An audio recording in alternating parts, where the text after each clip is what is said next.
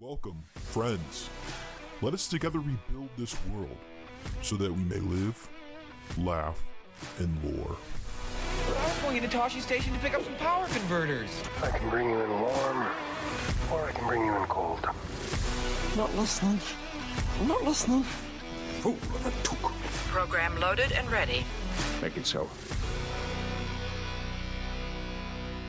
Welcome to the Live, Laugh, Lore podcast. We're your hosts. I'm Tony. And I'm Mark.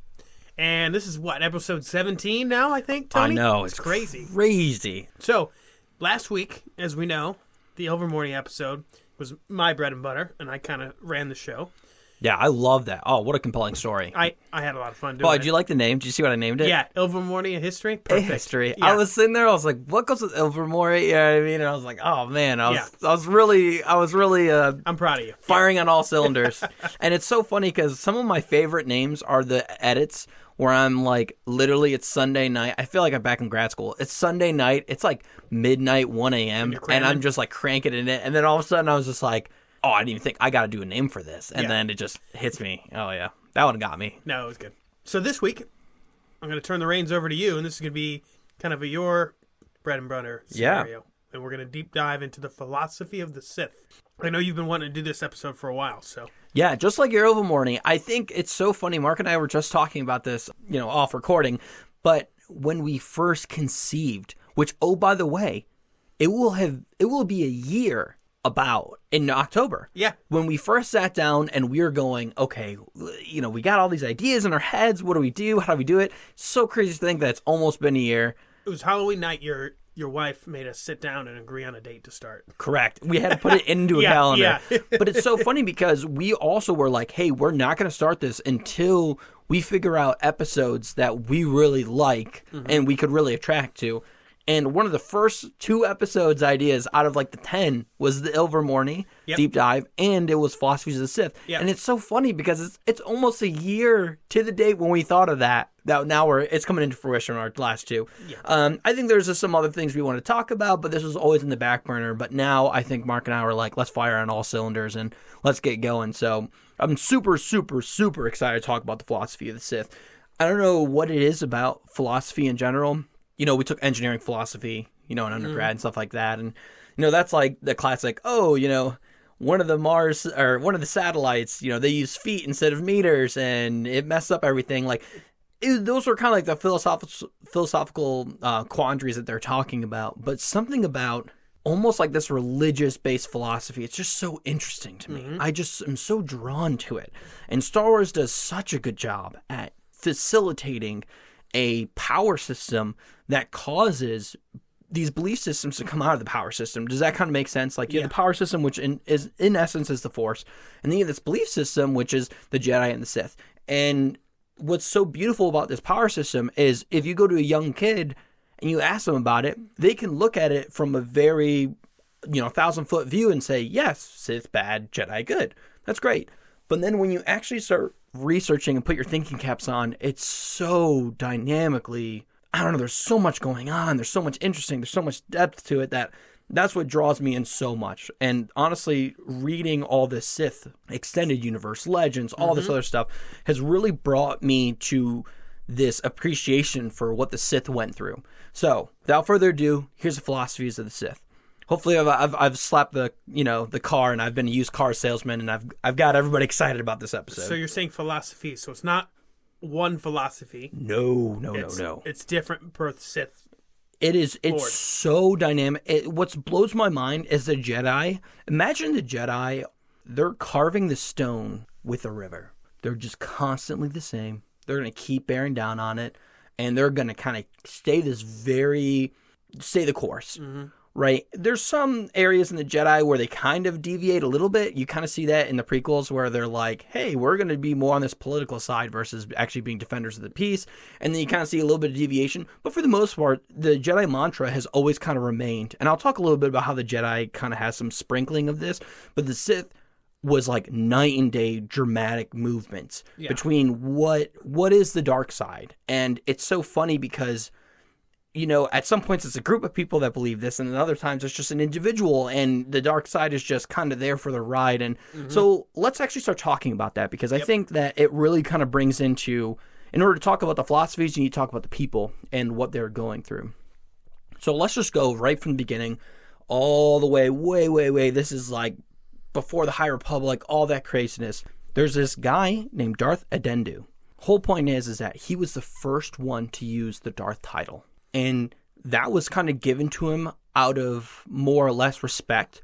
So at the time, basically, you'll see this happen actually a couple times, where there is a group of dark side force users.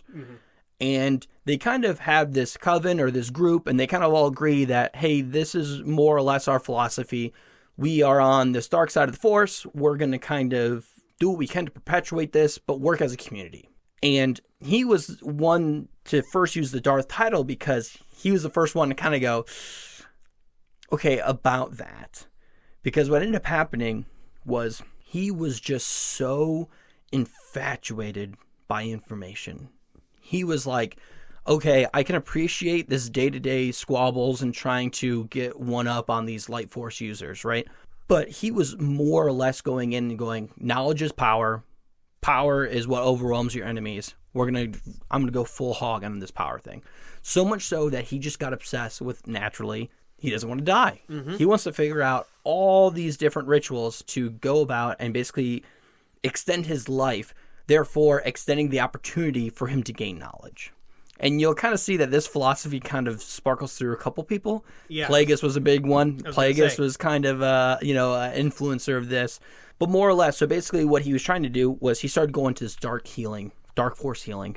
Basically, that's what Plagueis was also doing. That's what Sidious is not infatuated with, but trying to influence Anakin by basically saying, you can heal Padme.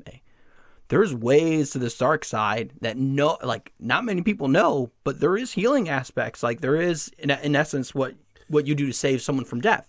What some would consider unnatural. Exactly. While the space opera and all the dancing people are up there. But the whole point is that he went through and he was discovering this. But through his discoveries, basically his peers were looking at him and they're going, "Whoa, what's up, dog? Why are you doing what you're doing? Like, you say you're one of us, but you're not really helping us. You're being recluse. You seem to be holding your cards really close to your chest. What's going on here?" And basically, he got into this very anxious, worry state of basically saying, my peers and my subordinates are all enemies. That's why he earned the Darth title. And they started kind of uncovering what he was doing, because he also got to the point where he was making holocrons, which is unreal. Yeah. The fact that he was able to basically pour his essence into so much information that it became an artifact, therefore it became part of him and his spirit was living on through all this. And that's where he was really uncovering, and I'll talk about it a little bit later, but that's where he was uncovering basically this life essence. So basically you have force energy. This energy can then be transferred to another vessel. And that's kind of this eternal life aspect where your body's decaying, therefore move your essence or what makes you into a different body, and then therefore you got another life. Yep. You one upped in Mario. You got the green mushroom. You're good to go. Yep. And so basically they kind of sought this out, and they sought him out for this information, and he got so worried that he started doing decoys and in this tomb. And I mean, a lot of these do deserve a deep dive, but I kind of want to also say a little bit superficial on the actions, just so we don't go too crazy. And this doesn't become a lecture, but rather a really cool thought experiment on what philosophy is and what the Sith are doing. So the whole point is that he gets in this state where basically he dips, he leaves, and everyone else is trying to find him. He goes to this planet called Praketh, but basically over there, since he was doing all this dark force healing, he got to a point where he was living centuries. So they literally named him Immortal God King of Praketh. And I was like, okay, the Darth title's cool, but to be called Immortal God King of Praketh, that's pretty cool. Yeah. Pretty cool. So was Praketh kind of like an Exegol type planet? Like a more Sith or less center? Yeah, more or less. Basically, it was this planet, and I don't know if it was in the Outer Rim necessarily, but so they basically had these hyperlanes. And that was kind of they talk about it in the books, they never talk about it in the movies, but hyperlanes are just basically for the nav computers to easily more compute the jumps. So when they go to light speed, they can, ensure that they're going to go into a way that they're not going to run into anything. Mm-hmm. That's kind of Star Wars way, because I'm not going to get the whole warp mechanics. Star Trek, they have a warp bubble, therefore they're bending space and not actually traveling through space. Star Wars is I'm traveling through space, therefore, you know what I mean? You can run to asteroids, you can do all this other stuff. So they had these hyperlanes. But basically, the hyperlanes around that planet got, I can't remember why, but they basically got, torn down. Yeah. Or they're not working anymore. Yeah. So he's cut off. And that was a good thing and a bad thing, because one, it was a good thing because he can keep surviving and doing whatever, but basically he was just reigning over this planet forever. That no one else kind of knew because there's no hyperlanes to it. So he it's almost like Camino, out of sight, out of mind. Yep. You're good to go. Yep. So whether had a lot of the dark side of the Force, I'm not quite sure. But at least I know that he was on Prakoth, and it does have dark side of the Force. Whether he willed it there, because, spoiler alert, by the way, I should preface this, spoiler alert on all this stuff. Yeah. Definitely before all this stuff, this is a lot of Wikipedia, but in addition to, this is a lot of the books. So the Darth Bane trilogy will be mentioned. We'll also talk about the Plagueis book, the Revan book, and the Malgus book. So there's 5, a trilogy, a Wikipedia source, and then a bunch of all this stuff. But those are the main sources that, if you're interested in reading them, or if you hear us talk about it and you want to get more information on it, definitely, go scour those sources, because that's the meat and potatoes where all of my information is coming from. The Sacred Tomes. The Sacred Tomes. So, but they talk about it. Yeah, Mark pointed over to our bookshelf. So they talk about it a little bit, but basically Darth Bane feels a force, as basically the dark side through Prakoth, that planet. Darth Adendu. You said Darth Bane. Oh, no. But Darth Bane later on Gotcha. finds the Adendu holocron because he finds Prakoth, because he's feeling. So it's like one of those things where chicken the egg. Did he instill the dark side of the Force there, or was the holocron so driven that basically it made the planet a beacon? I don't know. I'd have to read a little bit more into that. But so that's kind of the first philosophy, but let's call that philosophy knowledge seeking. I think that's a good blanket term on that, knowledge seeking, where you believe that knowledge is power, and that's kind of the thought process. You're not really interested in the squabbles of the day-to-day. You're more or less looking to, there's history here, there's rich rituals going on, what can I do to capitalize on all that? So he definitely he really wasn't looking to conquer like Palpatine. He wanted to live long so he could learn the most. Exactly. Yeah. Basically, in essence, of what he was trying to do. But through his living and through his practices, he started getting very wary of everything. So he almost almost imagine he's constantly saying, "Get off my lawn!" He's just, guys, stay away. I just want information. Let me read in my nook. Get the heck away from me. Mm-hmm. So now we have a couple years, but now we have Revan. And Revan, I'm going to say this is the wild card philosophy, because you could argue that there is no philosophy here. But you could also equally argue that it's such a crazy one that it's so interesting. You can't talk about the Sith without talking about Revan. Revan is huge in all this stuff. He's had games dedicated to him. He's not in books. He's not Darth Adendu's apprentice, right? No. Yeah, I thought about telling you the Sith thing because I thought I was this will only be 10 deep or something. No, there's if you look up an actual Sith timeline of apprentices and masters and everything like that, it gets way wonky, way quick. Yep. Okay. There is some overlap, but for the most part, I'm kind of staying high level here. But so Darth Revan. So I'll shoot this one off really quick. The point of Darth Revan, though, is he's a really interesting he's a Snape. He's a Snape. So basically, what ends up happening was he was raised in the light side, and he got to a point where he was just so powerful that even his own masters basically kind of like Obi-Wan, where it was hey, you're good. You don't need to learn from me anymore. I've taught you everything I know. So then they started giving him to other masters, and basically he was the golden boy. He could do no wrong. He mastered everything, every master. He went through, not every master, but basically when he went with the master, they tried to teach him something. Mm-hmm. He had an immense grasp of that knowledge. So he's not more the information philosophy. He's just more or less going, hey, I'm mastering this stuff. It's almost like second nature to him. He's just so innately connected with the Force. The whole shtick of him and kind of his fall, because I said he's a Jedi first, right? Mm-hmm. Well, why? How did he become Darth Revan? Whole point is that his original master was kind of getting disgruntled by the council, kind of like a Count Dooku, and was I'm thinking about, ditching this popsicle stand. What ended up happening was Mandalore the Ultimate started the Mandalorian Wars. Yes, Mandalorian okay. Wars were this wild thing where basically all the different houses of Mandalore kind of went underneath one banner and they were going wild, like hog wild, conquering planets, doing everything like that. They're coming to Jedi Council saying, we need your help.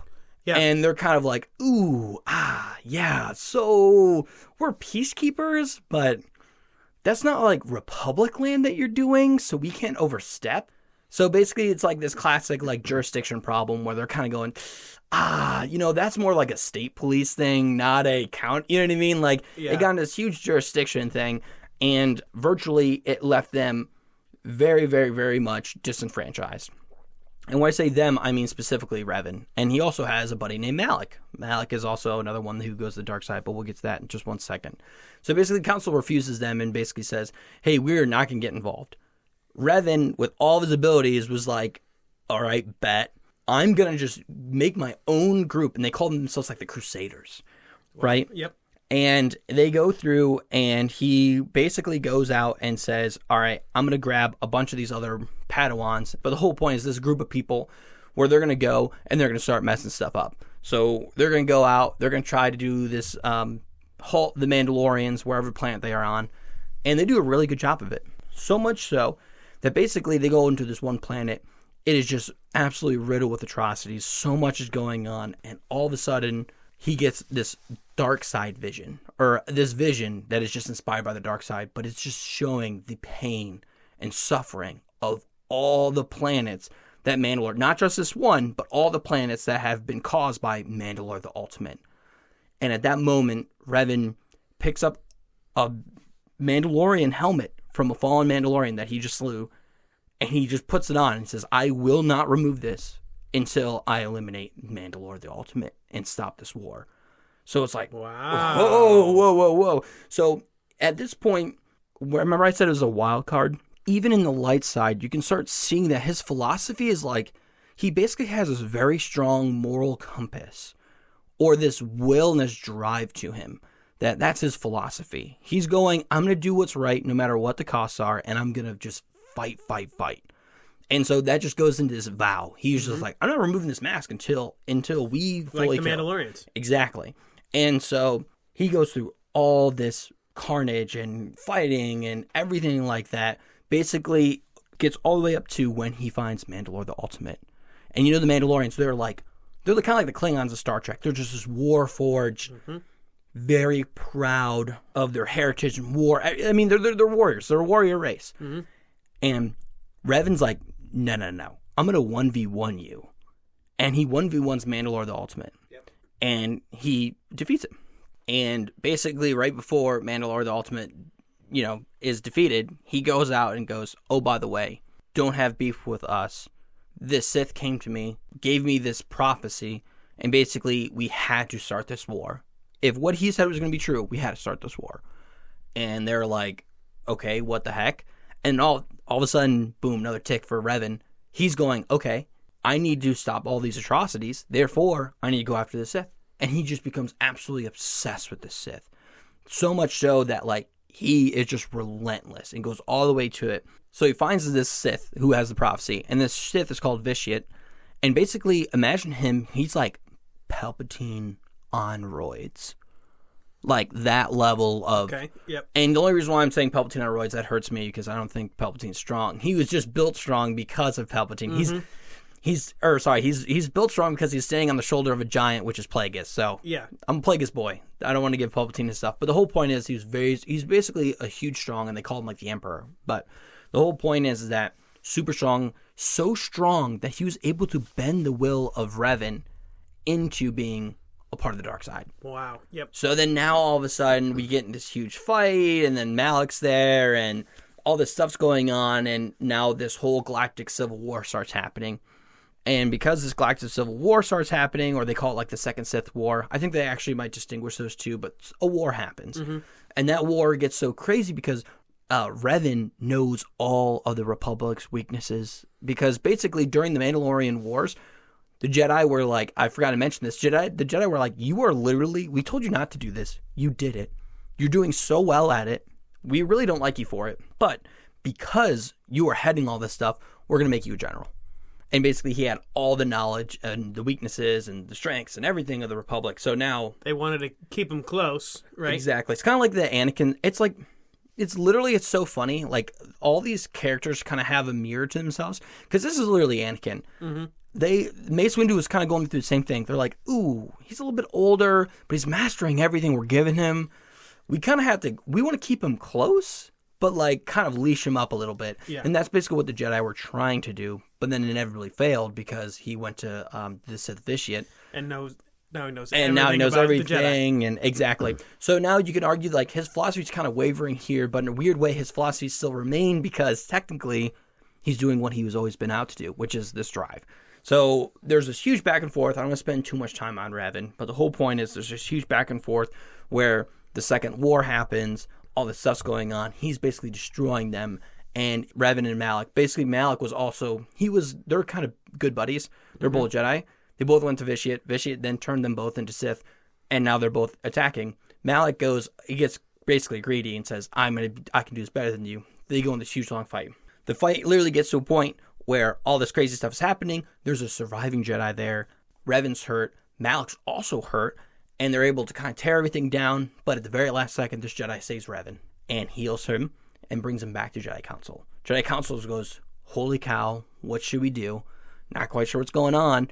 So they basically wipe all of his memory. And they're like, you're good to go. You're a Jedi. Thanks for all your help. You're saving the world. And basically all these people like hate him, but he doesn't understand why. But like all these other people are kind of cool with him. So he's like in this huge turmoil. And once again, his drive's the only thing happening because he remembers that who caused all the Mandalorian wars? Darth Vitiate. Mm-hmm. I have to go after him. So then all of a sudden it's just like this huge battle. He ends up splitting himself into this dark and light. And he basically dies and then wills himself back to life. So like basically if there's anything I could wrap in about, by the way, this is like 4 games worth of like the Knights of the Old Republic and like all the books because there's books associated with it. I'm trying to condense it down to like a 10-minute thing. So sorry if it seems like I'm talking fast, or if I'm going like a lot of information, I'm just trying to do the real big spark notes of it. But the point is that all this craziness stuff happens. But what I want people to focus on is the philosophy here. And the philosophy is just this wild card where he's not necessarily dark side, light side because he kind of flip-flops back and forth. He's just literally led by this will of, I have this moral compass. These people are against it. Therefore, I must do what I must to overcome them. That's it. The ends justify the means. Yeah. Oh, yeah. Yeah. And wild. Like, he's basically, it's kind of like Luke when he blows up the Death Star. It's like, Luke, what you did was like good for the Republic. Or the Rebellion, sorry. But also, like, morally, you killed like 100,000 people. Like, that's a tough card, you know? Same thing with Revan. He's doing some great things, but he's also doing some atrocious thing. Like, in a weird way, he's almost like net neutral. But at the end of the day, he ends up destroying the Emperor, and he's the only one who can do it. And it's because of his, like, eternal lockdown. And such a good book. I would highly recommend that book. It's really cool. The only problem with that book, honestly, is the fact that they kind of rely you playing the games. So if you've never played the games, you kind of, like, the book kind of, like, I think it's in between games like 2 and 3 or something. But you know what I mean? You're kind of like placed into the universe, kind of expecting to know it. So I just looked up, you know, the game's gameplay and watched like the hour, which, by the way, I recommend anybody. That is almost, literally, that is cinematic quality. It's amazing Star Wars. Like, it is actually, like, look up the cinematic gameplay of Knights of the Old Republic. And it's like an hour long or 2 hours long. Super good. Super fun. Really enjoy it. So he's really complex. But let's also go to another complex character, right? And Mark, by the way, do you have any question break? Do you have anything? I'm kind of shooting all this off from the hip, but I think we want to kind of talk about it a little bit more philosophically after I kind of introduce everybody. So I just want to kind of introduce people first. Yeah, no, absolutely. Yeah, I'm following through. There was a lot to unpack with Revan, but I just think he has a large backstory. So. Revan's the most confusing. The big thing about Revan is just the fact that he's so complex. You kind of have to explain him, but all those points are data points for his will is so strong. So let's talk about Darth Malgus. Darth Malgus, now we're at the High Republic at this point. We were also with that, technically with Revan. But so here's Malgus. Malgus is a very interesting and dynamic Sith. He comes from a time where virtually there was this huge group amassing of Sith. And what he's really known for is he's known for the sacking of the Jedi Temple. Actually, now thinking about it, we had a whole Malgus mix-up. We did. So, I was just about to say that. Yeah. So I'll be pretty quick with them. There was a whole point of, he attacked the Jedi Temple, and he was kind of spearheading it. But the whole shtick behind him was there's this group of Sith. And this is kind of the start of this, Sith army, if you will. And he's going through, and a lot of people, it's kind of like this weird pecking order, if you will. You raise turkeys, you know exactly what it is, right? Yeah. There's this weird pecking order that people kind of go through where, yes, you're a community, but, there's an odd hierarchy that who knows who. There's a lot of backstabbings, there's a lot of whatever. So it's kind of precarious at best. So Malgus is in, and Malgus's belief, and this is his whole philosophy, that basically is to truly, truly gain an understanding of anything, it must be first born out of conflict. Truly. You can't, you cannot have faith in the Force unless you're conflicted. Because if you are unchecked or unmatched in anything, you will just make assumptions. Mm-hmm. You will take the information as is, and you won't truly ponder it as much as if something came at you, right? It's kind of like, I think I could be good in a fight, but until I get punched in the nose, I really don't know what's happening. Or what's the famous Mike Tyson quote? Everyone has a plan until they get punched in the face. Yeah. Yeah. So that's where I was going with. But the whole shtick is he's exactly that. He is. I don't want to say he's the Mike Tyson of the Sith, but more or less he is. You know what I mean? Because he's going through and he's saying conflict, and conflict is a very interesting thing to him because there's two kind of conflicts that are just prevalent in the book. The first conflict is this: all these Sith are trying to figure out what to do, and he's going. Because they're like, hey, whoa. Our numbers are finally building up. We should not do anything rash here. The Jedi are building up. We're building up. It's kind of like a board game. Let's have an econ round. Let's everybody just build up. You respect your area. I respect my area. That's what we're going to do. And Malgus is going, no. Even if we have less of a number, it would be better to strike and strike hard.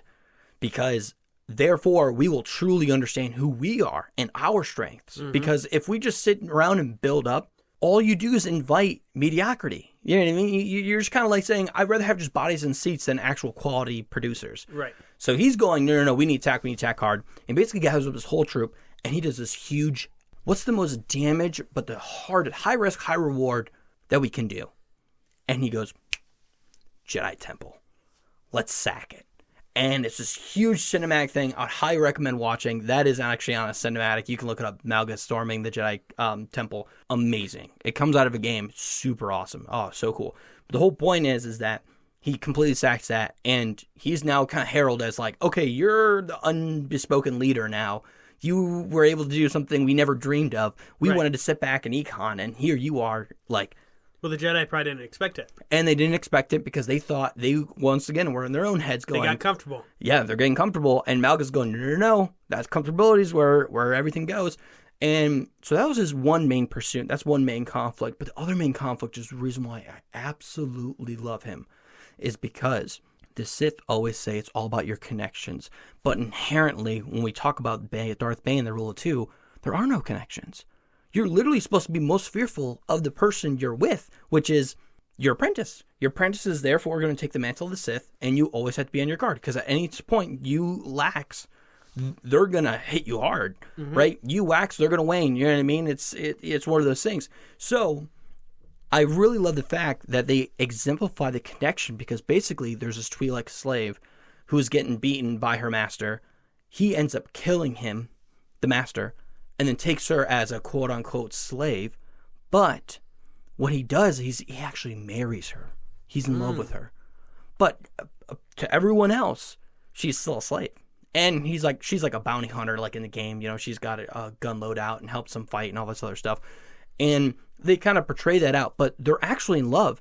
And that was one of the conflicts that was so interesting in the book, because it's like, wait, whoa. You're saying that a Sith, a Lord of the Sith, by the way, they call him Darth Malgus. You know, he's more of a Lord Malgus, because technically they didn't use the term Darth. Same thing with Revan. They kind of stayed away from that. I think that's just, people just say Darth always, but even in the books, but, you know. It's easier. Yeah. Because it matters. Because later on, when we talk about some of these other people, the title of Darth is kind of questionable. But I digress. We'll talk about that in just a second. But the point is that I love the fact that they show this Lord of the Sith as loving another creature, in a very intimate way. Not as in like intimate as like the fairy smut stuff that, you know what I mean, like people read. No, intimate is a sense of like he goes out and, you know, he's trying to understand the dark side of the Force and pouring all of his negative energy and everything, and yet he's so gentle with her. And even himself, he's conflicted because he's going, why do I love this person? And it's such a like mind bender because he's going through and trying to understand the Sith, or trying to understand the Sith mantra, trying to understand the dark side, everything like that. But yet he has this gentle force with him that is showing him love. Everything that the Jedi Order is trying to promote. Even the Jedi Order doesn't do connections, but that's besides the point. The whole point is this light side, this love, everything. So he's doing this internal conflict once again and further understanding that. So it's like, oh, it's so brilliant. Like, two forms of conflict. One very intimate, the other one very exterior, you know, war hungry, everything like that. So it's just a really cool thing. Like this war hungry guy who just wants to see conflict for the sake of, you know, understanding, also has a super sensitive side that he's battling with internally. Super good book. It was fantastic. Maybe some people were like, I don't like that part of the book. I loved it because it showed so much. It's just such a dynamic character. Yeah. So his first side, his first philosophy is kind of like never settle for mediocrity. Yep.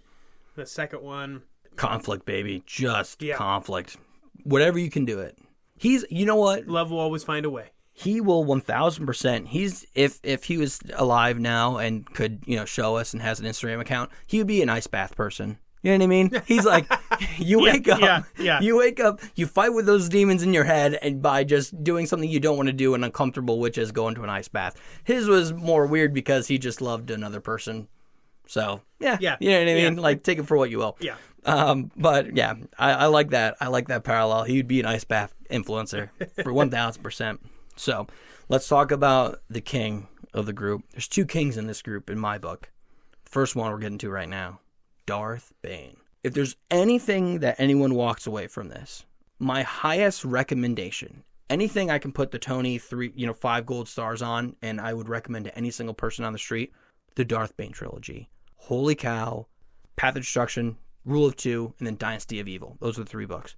I cannot recommend them enough. They are such a good book. And if you really want to start deep diving into what makes a Sith a Sith and what kind of was our starting point of how we understand it in the prequels, and then later on in the actual original trilogies, read the Darth Bane book. It's a perfect foundation. Such a good book. Drew Caprician writes it. And he also wrote for Knights of the Old Republic. He wrote for all the video games. He also wrote for Mass Effect. He wrote the game for that. Yeah. So he's huge. I know Joe, your brother, played a ton of Mass Effect. I really want to play Mass Effect. I'm actually looking forward to that. But whole shtick is that he was going about and doing all of the foundation of how we understand the Sith today. Because he started the Rule of Two, right? Big time. Yep. Big Rule of Two guy. So let's just kind of really quickly go through this. But virtually, there was this, they call them the Lords, or the Brotherhood of Darkness. And they called each other Lord. So Lord whomever, Lord whatever. And they're basically the Sith Academy. Basically, so Malgus did so well amassing all the troops and having all the conflict that the Sith did grow to a very strong army. And this is where Bane and Malgus kind of agree at some points, but then differ on others. Because Malgus saw the conflict more exterior to the Sith and the Jedi, where Bane saw the conflict purely on the Sith side, because he was going, okay, we've lost all sense of what it means to be Sith. We are bringing in these people who are not as strong. We're accepting mediocrity. There's weakness in our ranks. And he's like, we need to just basically read this. There's so much more to this book. It almost kills me that I'm boiling down to just these points, but definitely worth it. If anyone listens to this and they're like, I'm going to read that book, I will be so happy. Just to convert one person would be great. So the whole point is that he basically sees it and says, okay, there's too much weakness amongst the race. We need to do something. And so he starts kind of acting out. And his acting out is, they're telling him to do missions, and they're telling him to do things, and he's kind of doing a Darth Adendu here, where he's like, cool, but knowledge is power, so I'm out. I'm going to start looking at more of this Sith stuff, trying to understand what it truly means to be a Sith, because all you guys lost it. He basically sees them all as posers. They're all wannabes. They're dark side users. They're not really Sith. Whatever. And so he starts actively basically just doing all these things to gain knowledge. And in his pursuit of knowledge, he starts truly understanding what it means to be a Sith, which is I need to virtually level the Sith out. So there's only one master, one apprentice, one who embodies the power, and one who craves the power. And he's like, okay, seems good. I need to do this. How do I do this, though? There is hundreds of Sith, thousands of Sith. How do I go about doing this? And so now we get into this whole conflict and everything, but he starts going into these super big dark rituals where he doesn't start trying to search for eternal life until after all this is figured out. His first and foremost step is like, how do I gain so much power that I can overwhelm all of my, not only all my subordinates, but all my peers and anyone who might even possibly be above me, all aggregated into one. How can I destroy them out? And that was his big solution, how to solve it. So basically, he starts amassing his power. He comes back to the Sith Academy. Well, not really Sith Academy, but to the Brotherhood of Darkness, and starts calling himself Darth. And everyone's like, whoa, big dog, what are you doing? Don't say that. We don't use Darth anymore. We're a group here. You know what I mean? It's almost like, we're all lords. Yeah, let's sit down. Let's respect each other's title. Like, we're all good. And he's like, no, you're going to call me Darth. And you're going to like it. And they're like, hey, you're basically, this is heresy. You can't be doing this. And this whole battle goes out. I really don't want to spoil anything more in the book, but the whole shtick is he's able to wipe out everybody. And now he starts his dynasty, the dynasty of evil, after the rule of two. That's why I love the book namings too. Whole part, dynasty. Sorry, same. But the whole point is then he has an apprentice named Zathana. I think that's how you pronounce it. But the point is that now he has someone to embody it. So his philosophy is this rule of two, right? Someone who embodies the dark side of the Force so much so that they carry the mantle of the Sith. They keep calling it the mantle of the Sith. Then they have an apprentice who just craves it. And so therefore, there's now analogous conflict because they're going, we always have to be conflicting with each other. The only way for me to get better is to have someone running behind me who's just a little bit quicker. And that's going to motivate me to train and keep going. And, basically you're constantly moving the goalpost. Until they catch you. And then if they surpass you, they deserve it. You should be happy to sacrifice your life to the dark side because you have now successfully found an apprentice who does that. Crazy philosophy, but you can see the point, right? It's this internal conflict. Malgus, external conflict.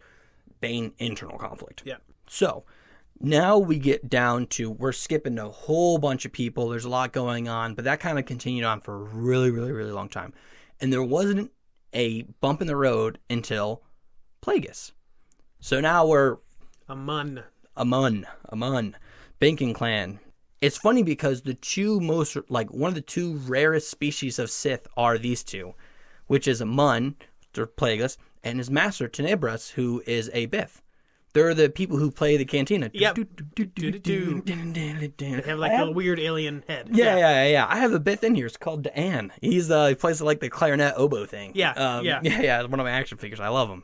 But the whole point for him is the fact that Tenebris was a huge Bane guy. He's Banean through and through. He was like, dude, what are you doing? So the reason why he's saying, what are you doing, is basically Plagueis was more the Darth Adendu, where he was like, hey, I'm just going to start gaining knowledge. I want to figure out this whole Sith thing. You're saying it's all about the embodiment of power. Okay, sure. But what's true power? What's true power if it only exists in a blip?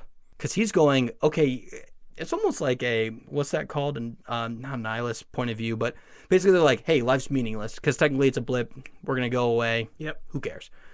He kind of had that more or less viewpoint. So he's going, no. The true power is figuring out everlasting life. And we've had people in the past who's gotten real close. Let's extend the research. Let's put down our weapons. I'm going to crack the code. We'll figure this out. And his master was like, you have failed me. Utterly failed me. And so eventually it gets to the point where he then gets a new apprentice, Venomous. And basically, he's like, hey, your first task is basically killing this Plagueis guy. He's a dud. Don't even worry about him. And so, I don't want to spoil too much, but the whole point is Plagueis throws both of them, right? And he's able to then gain his better understanding, and that's when he starts really delving into this stuff. So at this point, he is like, how best do I get everyone off my back? right? How do I do my stuff covertly in a way where I can really do my research? And that's where his next philosophy goes into. It's all about this coversion, it's subversion. It's, I'm going to control every single ounce of this situation, but I'm going to control it from the shadows. I do not need to be the face of this operation. And basically, he starts setting up this huge grand plan, and then he meets Shiv Palpatine. Yep. And that's when he was like, oh, whoa, Senator from Naboo. Senator from Naboo. He goes, ooh, I got a little bit of, he's not a senator at this point, actually. True. Yeah, but he's from Naboo. But he's from Naboo. And basically gets to a point where he's like, ooh, I think I found the face of my operation. And so the reason why I'm bringing up Palpatine is because, and there's this, like, talk about the greatest tragedy ever. This is truly a tragedy of Darth Plagueis the Wise. He had all the wisdom in the world to basically see his vision of, I want to find the everlasting life. And he was so determined to figure out that answer that when he found Palpatine, he was like, once again, hey, we're not doing this Banian stuff, right? We are partners. So what we're going to do is we're going to work together. We're going to figure out all this stuff. And I'm going to keep working on my stuff while you thwart everybody, both I'll worry about cashing everything. He's the cash flow at everything because he's the intergalactic banking clan. He's like, I'll cash flow everything. All you need to do is worry about the politics and worry about the Jedi, which you think those are two easier said than done things. But the whole point on the Jedi and the politics is basically they're going through and they're saying, actually for the Jedi, make them think that we're doing the rule of two. Make it think that there's a master apprentice, even though truly we're on the same level.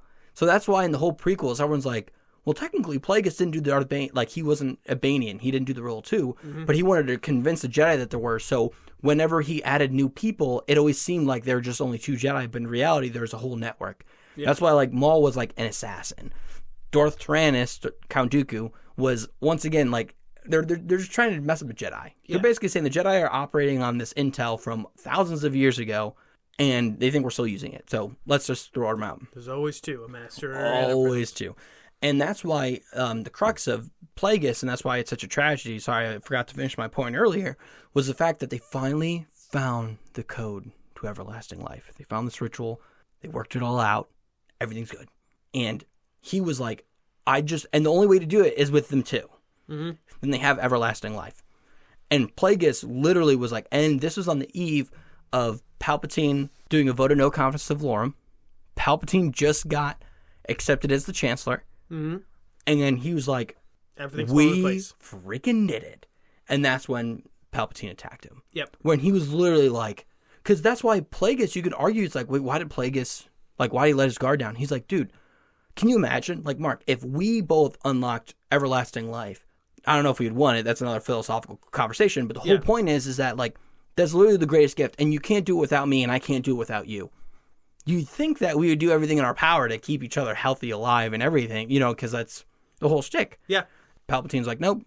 He kind of went back in this whole Banian thing of, nope, I got to embody the Force, or dark side of the Force. I'm going to kill you, and then I'm going to enact your plan. And then that's why Palpatine gets all of his, props and everything.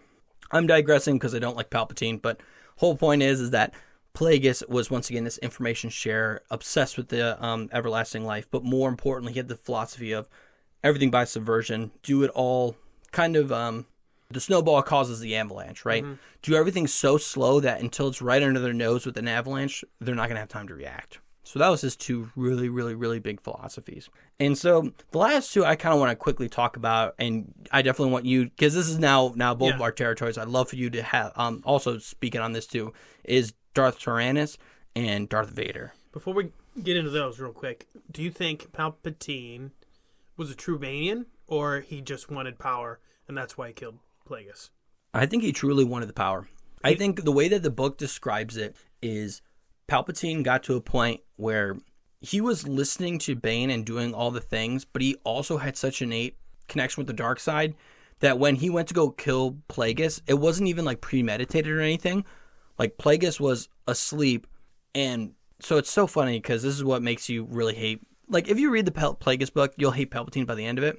A 30-year-old plan figured everything out. He's the one who did Sifo-Dyas with the cloning and getting all the Kaminoans on board. He was figuring out the everlasting life first through the Darth Essence transfer, right? Because he figured that out. Bane figured it out too, but he also figured it out from Bane. So Darth Adendu, Bane and Plagueis all had that information with the whole essence transfer, but Plagueis was like, ugh, I don't like that. I want my body. Like, what's eternal life if I had to keep switching and finding new people? It's kind of like Orochimaru in Naruto. He always has to find a new vessel. It's like, ugh, that's, you know what I mean? Then, like, that ruins half the fun of everlasting life. You literally have to find your next thing. Like, what is this, you know? And so he was like, you know, so he's unlocking all this, covering everything. So, but it was a plan for over 30 years. And the only time they even, like, mentioned him relaxing or sleeping was the night where everything went well. He drank and wasn't even, like, drunk or anything, but he was, like, drank, and he's like, all right, I'm basically taking a nap. After 30 long years, I figured it out. I'm going to take a nap. And that's when Palpatine was, like, just overcome by the dark side and was like, all right, I'm going to take you out. And that's all it was. Yeah. So I don't know if it was really this whole philosophical, like, ooh, I'm actually Banian, you're my master, therefore I have to take you over. It was more or less, hey, the dark side told... I felt an inkling that I should do this, therefore I did it. Yep. Okay. Kind of one of those interesting side things. So, Mark, let's talk about Darth Tyrannus, which is Count Dooku. Mm-hmm. He has of Sereno.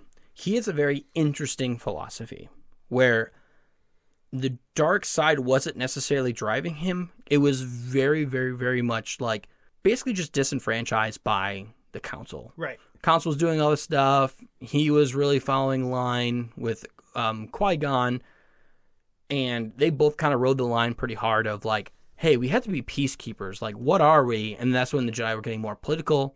He also was very, very, very against Yoda. He believed that, like... His own master, that if you are alive for that long, you are either... What was the term he used? Not corrupt, but...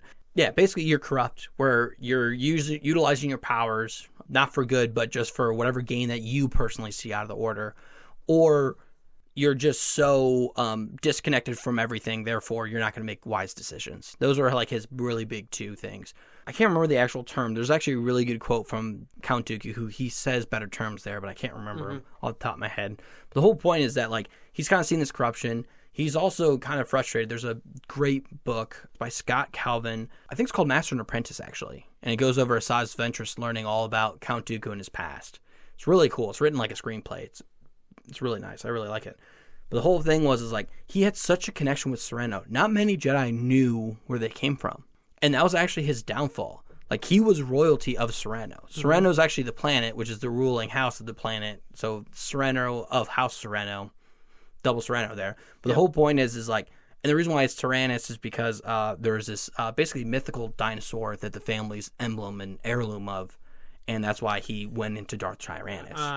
So there's an explanation there. But the whole point is that like it wasn't really bore out of the dark side. More or less, it was the light side dropping the ball so hard that he went, and his connections driving him back, where he went and was like, guys, we got to be for the people.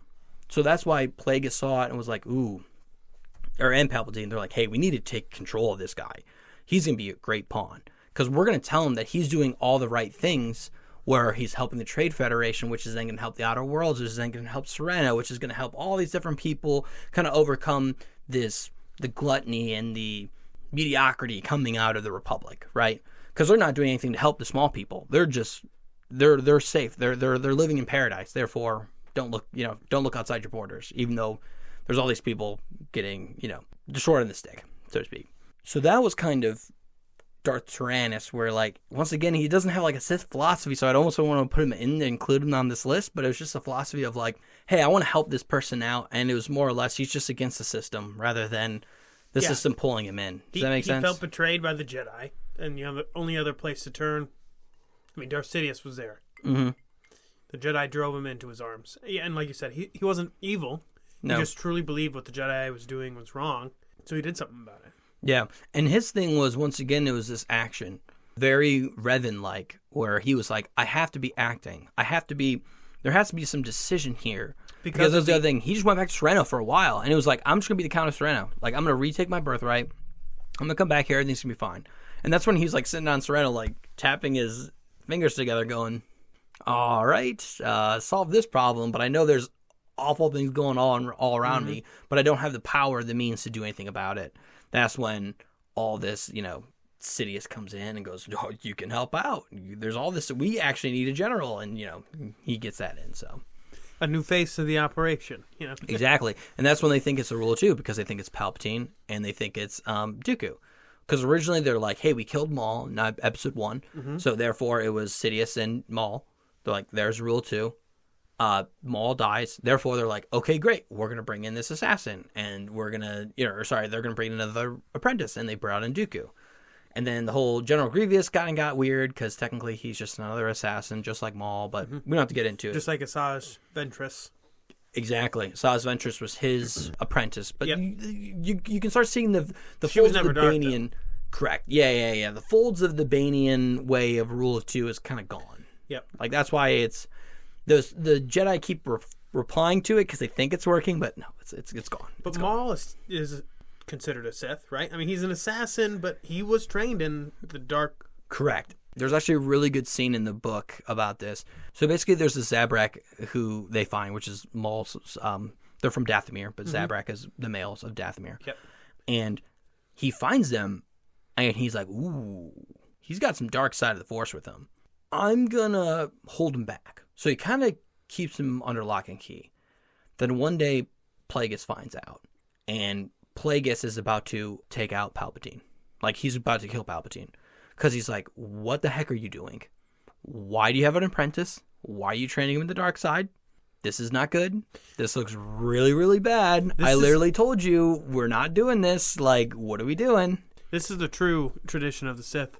Apprentices hiding something from their master. Literally. Yeah. And that's why he reacts so harshly. He's like, I'm going to kill you if you don't respond in the next, 5 minutes with an actual good logical statement, then you're done. Like, I will end this. Because basically, Plagueis was so... By the way, both P's is kind of hard, but Plagueis was so infatuated with the knowledge of everlasting life that he kind of gave Palpatine a leash. And then when he figures out about this, he, cracks him down. Yanks it hard. But Palpatine then comes back with a response. He goes, I'm not training him to be a Sith. He's an assassin, nothing more, nothing less. But the Jedi are going to assume he's a Sith. So therefore... Master, I'm protecting you. Because if they see me, which at this point they have, if they say me, they will go, there's the master. Where's the apprentice? Or is this the apprentice and there's the master somewhere? There's got to be one more Sith around. They're going to try to pick up your scent. The only way to truly alleviate this is if I give my assassin up as my apprentice, so it looks like we're the rule of two. Then the heat's off you, baby. You're good to go. And that was enough for Plagueis was like, okay, you should have told me. But that's a good explanation. Mm-hmm. But basically, if I even get a hint, even a singular hint of anything, I will kill you both. Boom, done. Yep. And also, Maul never knew about Plagueis. Maul was so secluded, he only interacted with Palpatine. That was it. So when you ask, is he really a Sith? It depends on who you talk to. The Jedi will consider him a Sith. They said Darth Maul. That is actually a title, Darth Maul. But in reality, he's if a you went by the Force shoe, user, right? Correct. Yeah. But it's one of those classic title things where it's who recognizes who here, right? Fair. It's at what point does the ship of the thesis, right? Because that is really the Darth title is the ship of the thesis. Mm-hmm. Eventually, they kind of bore it down to a point where it's any dark side of the Force user was labeled Darth, but that's a watered down understanding. It really wasn't a Banian Darth, Yeah. or Darth Adendu. Technically, he was the one who started it. But the reason why they called him Darth was because he was going against everyone else. They're like, dude, what the heck? You're isolating yourself out. Let's call you Darth, and that's how he got the title. Yeah, got it. And so, and the last one's Vader. Mark, you want to take this one away? Just kind of the philosophy under Darth Vader. Well, Darth Vader is the one that people were first introduced to, right, in the original trilogy. Bad dad. Yeah, and Vader actually is the German word for father. Yeah, that's why everyone's like, dude, everyone in the other, I think it was, everyone who spoke German, it's not that much of a crazy plot point. Darth father. Yeah. Yeah, So Darth father. So yeah. he's Luke's dad. Bad dad. Yeah. We have Anakin, driven by love. Right. Well, only connection. That's his whole shtick, right? His Jedi say don't have any connections, but he chooses to have one. I mean, his master Obi-Wan, if you saw the Clone Wars, had a connection to Satine, oh yeah, Queen of Mandalore, and decided not to, right? Yeah. But Anakin decides to and falls in love and has kids, right? And so now that tethers him. But it's also his greatest weakness. Palpatine, who's Darth Sidious, knew that. And so it just Just preys on it. Yeah. And with her dying, Anakin was getting these visions, and it's just like Yoda said. The future is so uncertain. How does it go? I sense great pain, anguish. Yeah. Oh, that whole line, right? Mm-hmm. And he literally goes through all those steps. I mean, with the Sand People losing his mother, right? Mm-hmm. And so that's why the Jedi take the kids so young, so they don't form the connections, remember their parents. Mm-hmm. But he did, and he loved his mom. It's the love that really brings it. It's the connection. It's the love. Like, that's the philosophies. So actually, Mark, let's quickly. We're kind of running out of time, but let's kind of go back, and when we say the philosophies of Sith, I'm just kind of going to show like how different they are. They're all, by the way, they're all the same. This is all the same side of the Force, right?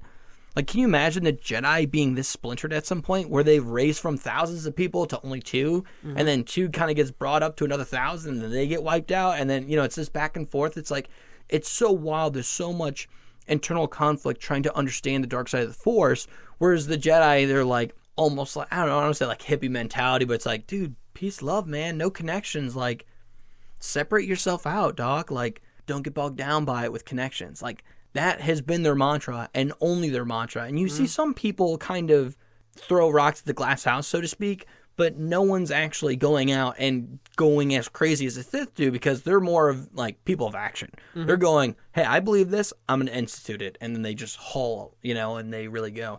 So just to kind of recap on everything, you have Darth Adendu, who knowledge is power, but then kind of grows fear of everybody, and he's kind of the originator of the Darth. Mm-hmm. And then you kind of get this whole Revan, it's all about will, right? Whatever you will, if you are determined enough, if you can will it into existence, just will it into existence, you're fine. And, he's kind of shaky because he's a Sith, he's a Jedi, he's a Sith, he's a Jedi, Sith again. Half of him is a Sith again, and then he's back to full. There's a lot going on there. If you play 200 hours worth of the game and read a 400-page book, you'll get more of an understanding. But no, really, it's just kind of the will that's kind of bringing him in. Malgus is this first sense of like conflict of just internally with his love of his life, dealing with that against the juxtaposition against the evilness of the dark side of the Force, which is inherently more of a lonely journey. And then you also get the external conflict, which is us against them. They don't believe in our ways.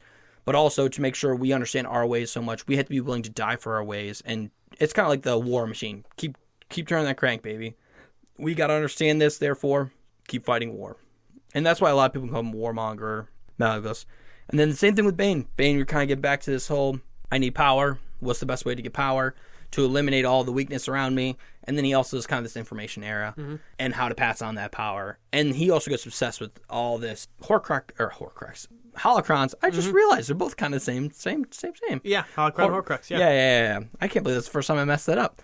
And then the very last thing is kind of this whole Plagueis all the way down to Tyrannus and Vader and everything like that, where they're really kind of separating it out. Well, Plagueis is kind of he's a Darth Adendu and Darth Bane, but way more focused on knowledge and just subterfuge, right? Mm-hmm. We need to execute our will. Because Bane and Adendu, well, when he wasn't getting chased out, but more or less Bane, he was like brazen of the fact that, no, I'm going to be Darth. I'm going to take over everybody. Where Plagueis was like, dude, everyone get out of my library. I'm trying to read, get out of here. He literally made this whole master plan for this huge galactic war just so he can figure out the solution to everlasting life. It's like, that's crazy. Did Willy Wonka go that crazy for the everlasting gobstopper? Yeah, right. I don't know. You know what I mean? Maybe, Maybe this whole chocolate factory tour was all a huge ploy. I have no idea.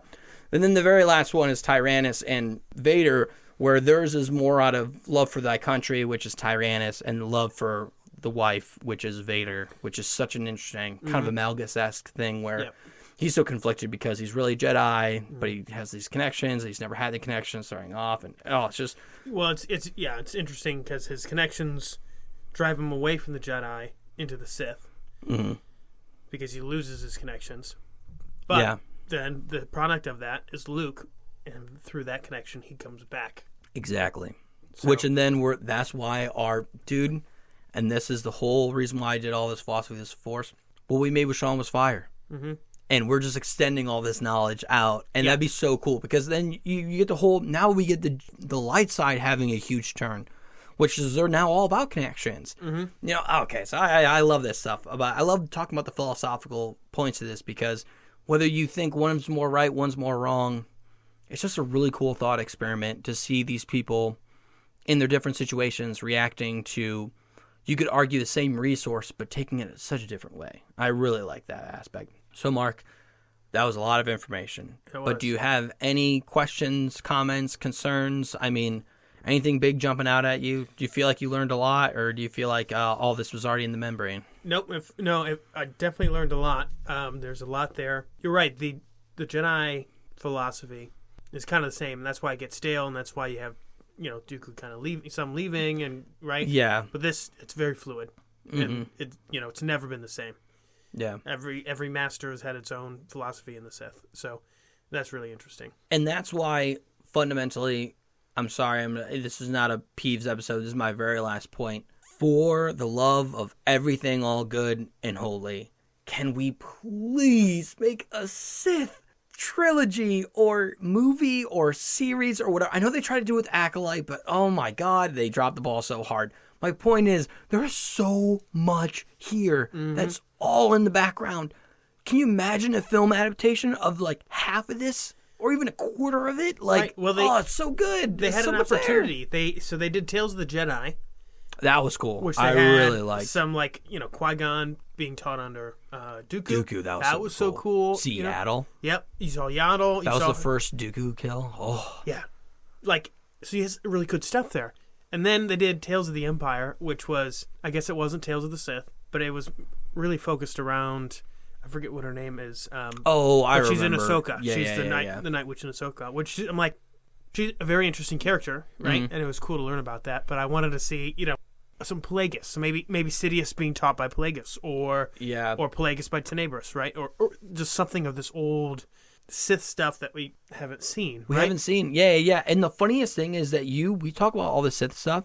So, by the way, everyone's like kind of inherently aware of Jedi, but the Sith have like these weird covens and these weird like followers where they're like cults. It's like the cult of Bane. Like there's just a dark temple, and it's just these people who are so infatuated with the dark side that like are basically just Bane aficionados, and they're like, all right, well, don't know what's going to happen, but I'll spend my life just next to this holocron, and hopefully something happens. And it's just, there's so much. So even like the common people are drawn to it. I don't know. There's just so much going on, and it does make me, I will say, they did cancel season 2 of Acolyte. That might upset other people, but I'll be honest, I did not personally trust Plagueis in their hands, and I'm very, very glad, because Plagueis had no reason being alive at that point. Yep.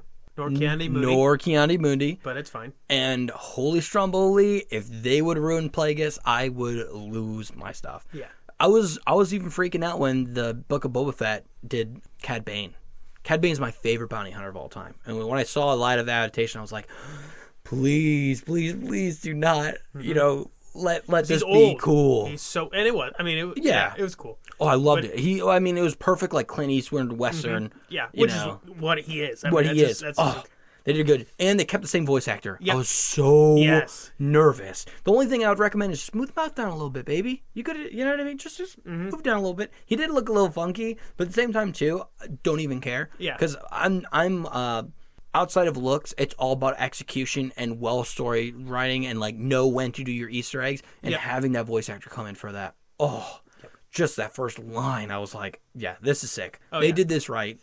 Dave Filoni, Jon Favreau, and I think Deborah. They all had, actually. Oh, yeah. Yeah, there's a ton of directors there. I don't know who directed that specific one, but they did a good job. But that race, whatever Cad Bane is, we saw him in the original trilogy. Yeah. So they based him off that. But also, it's just because Clone Wars is a special style, like an animation style. Yes. So someone took Christopher Lee and made him, like, his head look like Count Dooku in Clone Wars. And it's just like, elongated and skinny, and they're just like block. And it's like, this is what Dooku would have looked like if you wanted Cad Bane to look like this, Yeah. And everyone's like, okay, maybe. We'll let it slide. Yeah. It's Duros, actually. Duros. Duros. Duros. Blue-green skin. Yeah. But yeah, that's the, but if you look up the Duros in Mos Eisley, it's like a 1-to-1. So I can see why they did it. It was all good, but you're just so used to seeing that character like that. I think it just threw people off. But no, oh man. But Mark, I'm super excited to get all the information out. As you could tell, I might have talked really fast and I was really passionate, but oh my gosh, that information has been burning inside me. And nothing brings me more joy that these podcasts will always be here. So for years down the line, I might just one day be like, you know what, I want to listen back to this and kind of relive all that information again. And I'm very excited. It is just such a cool topic. There's so much going on. I love when there's a very simplistic view on power stuff, but then it gets in this huge, complex depth of understanding and conflict and everything like that. It's amazing. None of these villains woke up and just twirled their mustaches and went, ooh, I'm going to do something evil today. Right. They all have their different backgrounds and why they did it, which is their philosophy. And, oh, it's so good. So, with that being said, Mark, I think let's take her out. Yeah. Well, everyone, thanks for listening. As always, please reach out to us with questions, mix-ups, and what-ifs ideas. We'd love to hear your thoughts on the philosophies. If you thought which one your favorite, how they stack up, we'd love to hear it. Yeah, the stack up, or if I missed anything. I mean, it's very well possible. I spark noted a lot. I think I probably covered like I said, hundreds of hours of games and thousands of pages of books all in that thing. So like you said, you skipped quite a bit between different Darths, right? So big time. There's still more there too. Yeah. Even the notes I gave for these guys, there's a ton more information. So this is just the surface level. Super excited. We'd love to hear your thoughts and comments and everything like that associated with it. But if you're asking yourself, where can I do these comments or questions and everything like that, please reach out to us at Instagram or X at the Live Laugh Lore Pod, or email us at the livelaughLorePod@gmail.com. That's livelaughLorePod@gmail.com. Thanks, guys.